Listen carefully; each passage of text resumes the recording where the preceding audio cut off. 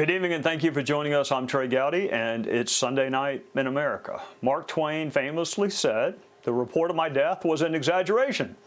So too in politics. In 2008, President Barack Obama swept into office with majorities in the House and the Senate. It was the end of the Republican Party, they said. The party must change. Political obituaries were written. And then 2 years later, President Obama lost the House, and then 4 years later, he lost the House and the Senate. In 2016, President Donald Trump won the presidency and had majorities in both the House and the Senate. 4 years later, Republicans were out and Democrats controlled everything. The good thing about democracy is there's always another election on the horizon. If past is prologue, election night in 2022 will be a long one for Democrats. History tells us that. Polling currently tells us that. The Democrats are facing several headwinds. The pandemic is still here. The economy is sputtering. The supply chain is backlogged. People are concerned about the border and crime and education. We know from history what's likely to happen in the midterms. The question is, why does it always seem to happen? Do political parties overread election results? I mean, that seems true right now. Democrats control the Senate, but only because they control the tiebreaker. If not for Joe Manchin and Kyrsten Sinema, Democrats wouldn't control the Senate at all. In fact, if not for a poor performance in 2 Georgia Senate races, Democrats wouldn't control the Senate.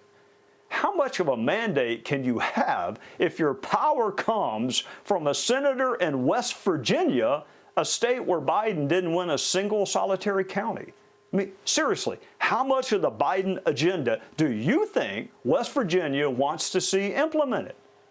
Perhaps the American people like checks and balances. Perhaps we like change, or perhaps this is how people respond when political parties forget about them. They create legislative chaos. History and current polling suggest we're headed back toward legislative gridlock in the fall of 2022. The question is, will those currently in power finally figure out the American people want competence, not transformation? They want a better America, not a different America. Americans have more in common with Joe Manchin and Kyrsten Sinema than they do the Squad, even if the media doesn't. Will Republicans put their differences and ambitions aside long enough to let history and the American people restore balance? Or will Georgia repeat itself?